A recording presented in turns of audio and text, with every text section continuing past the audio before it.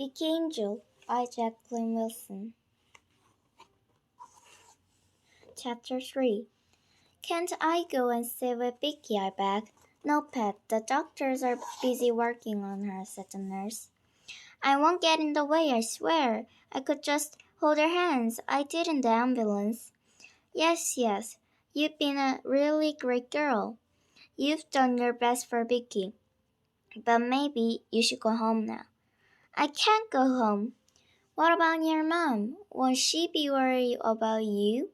Mom's at work, and Dad would think I'm around the Bickies.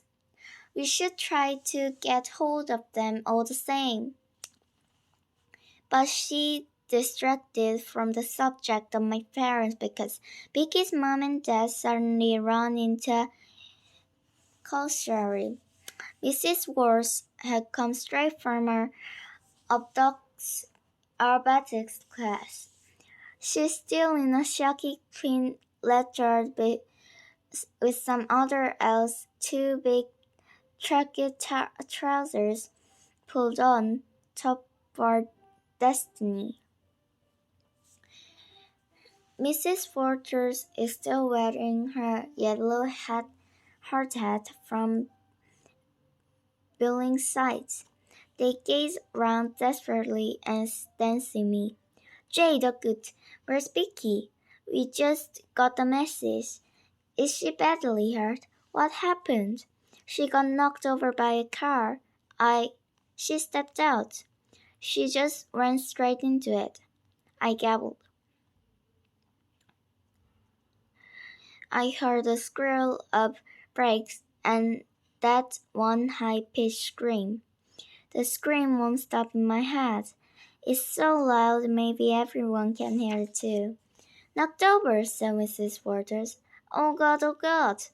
Now we mustn't panic. She'll be all right. You just wait and see, said Mrs. Waters. He looked at the nurse with me. Where is she? Just wait here 1 second, sir, she says, and she rushes off. We're not waiting. She's our daughter, said Mrs. Waters. And he hurries after her. Vicky's mom is staring at me. Did you get knocked down too, Jade? I shook my head. It was just Vicky, like I said. She dashed out. Can't you have stopped her? She didn't wait for an answer. She ran after Mr. Waters. I stand still. I don't know. I'm crying until the nurse came back and pressed away the paper Hinkles in my palm. There now, don't worry. She didn't mean it. She didn't even realize what she was saying. She's in shock. But why didn't I stop her? I wept. There now, come on. Let's try winning your mom at work. You need someone to be here for you. The only one I want is Vicky. It's so unfair. They let her mom and dad see her, but they still won't let me. They come back and sit on chairs opposite me. Mr. Waters has taken his hard hat off, but Mrs. Waters can do nothing about her left heart. Her face is white above the bright pink. She's in a coma, she whispers. The doctor says she couldn't finish the sentence. Now then, they don't know everything. People came out of comas all the time. But her brain will help her, teach her everything all over again. She'll be fine. I just know she will. And even if she's not, she'll still be our Vicky and we'll love her and care for her, he says. Our Vicky's a vegetable, Mrs. Waters reaps. No, we'll be fine now. "We're frightening for Jade," says Mr. Waters, reaching over and giving my knee a pat. I can barely look at either of them. I close my eyes instead and start preparing. I make all kinds of bargains. I'll promise anything just so long as Vicky can be all right. It's lengthy and involved because I repeat everything 7 times to make it more magic. I keep my eyes squeezed shut. They think I've fallen asleep and start to whisper. They go out over and over it, trying to puzzle it out. "Why are Vicky?" said Mrs. Waters keeps saying. I know what she really means. Why couldn't it be Jade? I have it all worked out. I'll always be here for Vicky. I'll have to go home sometimes, but won't go to school. I'll spend every single day at her bedside. I'll hold her hand and talk to her all the time, and maybe, just maybe, I'll crack some jokes or sing some song, and that will sift through the fog in her brain. Then she'll suddenly open her eyes and grab my hand back, Vicky again. But even if she doesn't, I'll still be there for her. When she's allowed home, I'll visit her every single day. I'll take her out in a wheelchair and take her around all the special places, and I'll draw her hair for her just the way she liked it, and I'll dress her in all the coolest outfits. I'll make sure she stays looking like Vicky no matter what. And when we both old enough, I'll see if we can get a flat together. Vicky and me. We'll live up Binfed or whenever and be just fine together. People would think I'm making this huge sacrifice, giving up my whole future for Vicky, but I don't want any future without her. There isn't another future for me. I can't exist without Vicky. Mr. and Mrs. Waters, I wonder, would you come inside my office, please? I opened my eyes. It's another nurse and a young doctor, a tired-looking guy with like crazy hair. Poor Vicky. She'll have hoped for a gorgeous cloning look-like. I don't know why they're going to inside the office to discuss Vicky's charm.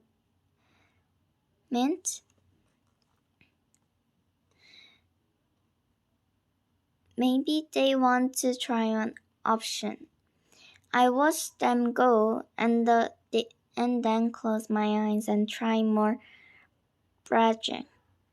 The recruits get crazier. I have to count to 100 and then set up. Turn around, sit down, another 100, more standing, turning, sitting, another 100. I must look mad, but who cares? Anyway, I can pretend I'm just stretching my legs. If I can make it to a 1,000 on a pair, that Vicky just might be alright. I have to strive for her. I count and count and count. I am on the last 100 now. I keep miscounting, getting lost. Repeat the 16s and 17s in case I made a mistake. I have to do it properly. I can't stop now. I can't stop for anything. Crying, Mrs. Waters and Mr. Waters. I can't let them import me. Jade is the nurse again. No, I say, shaking her head. 81, 82, nearly there, 83. Jade, or Vicky. She didn't mean it. Mr. Wallace stops. I know what he means. Of course I do. But I can't let it mean that. She didn't make what? I said. Mrs. Waters gave a little groan. He put his arm around her. I'm afraid Vicky's dead, the nurse said quietly. I stand there, shaking my head. My fists clenched. If I unjarely refused to believe it, then maybe it wouldn't have happened.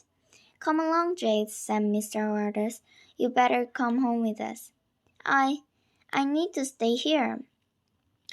I'll be the one there's for Vicky when she suddenly sits up and they realize their mistake. Vicky can't be dead. I won't let her be dead. Mr. Waters looks worried about me, but he's too busy caring for his wife. She looks like she can't bear to be in the same car with me anyway. So they go and leave me with the nurse. Lily can't be dead, I whisper. I know it must be so hard to take in, but it's true. She's in the coma. You look dead in coma. Darling, we've done these old tests. Vicky dead. Why can't you put her on a life support machine? Or do the stuff with pedals and shock her back to life? The medicine team worked desperately hard. They did everything. Everyone wanted to Vicky to live, but she had really bad injuries. And then she had a heart attack. No one could save her. We're all very, very sad. I want to see her. I'm afraid you can't, Pat. You're not a real relative. I'm like her sister. I know. You don't know. No one knows. No one but Vicky. She tries to put her arm around me, but I pull away. I start running all the way down the corridor, the rubber soles of my school shoes squeaking on the polished floor. They make a blood repeated sound, almost as if there's someone following along right beside me. If only with Vicky. I run out of the hospital. I run and run and run. I'm useless runner, but now I can't stop. On and on and on, down towards the town. My school bag thumping me hard on the back. What happened to Vicky's school bag? I wonder all of Vicky's things. What about her clothes? Is she still wearing her tie and her blazer and her t-shirt school skirt under a hospital shirt? I'm not sure of my way. I really need to slow down and keep me bearings, but I can't stop. My legs keep pounding. I can't breathe. I got such a stiff I fell, and I got giant stampedes in my sides. I ran on, bumping into folk, stopping, grazing my knees like a little kid. They sit, they stink, blood trickling down one leg, but I still don't stop. I run toward school. There's no way I can stop myself. There's a clump of people all around the school gates. What are they all looking at? They're by the side of the road, right where Vicky lay, in a bunch of red roses, as if their unsplit blood has been magically appeared into sweet smelling flowers. I stand still, swaying, staring at the banquet. Someone has written a message. For Vicky, I will always remember you. Vicky's only been dead an hour, but yes, already she is still a memory. Wow, I've always wanted a big bunch of red roses, said Vicky. I whirled around her. There she is, right beyond me, her long hair browning in the breeze. My Vicky, really. She grins at the reflection. You look as if you're seen a ghost, she says, as she cracks up laughing.